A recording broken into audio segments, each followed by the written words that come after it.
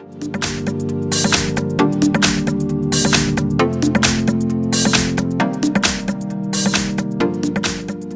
I have KRUGER MATZ Live 7S and let me show you how to wipe cache partition on the following device. So at the very beginning, let's start by pressing the power key. Let's choose power off and tab OK to confirm the operation. Let's wait until your device will be completely switched off. And afterwards, let's hold down together power key and volume up. So let's keep holding both keys, power key and volume up. And release all keys as soon as boot mode pops up, so here you can navigate by using volume up and confirm options by pressing power volume down.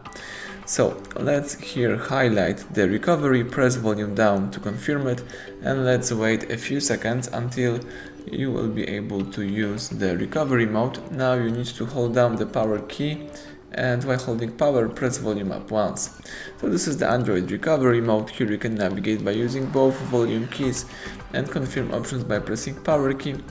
So let's scroll down here to highlight wipe cache partition and press power key to confirm it.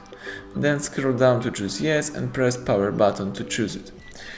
Now, as you can see, the Android recovery pops up again on the screen. So you just complete wiping all cache files. And as soon as Android recovery pops up, let's press power key to reboot system now. The phone is restarting and booting into the normal mode. You have to wait a few seconds until you will be able to use your device in a normal way. And that's it, the home screen pops up, so everything went well. Thank you for watching. Please subscribe our channel and leave thumbs up under the video.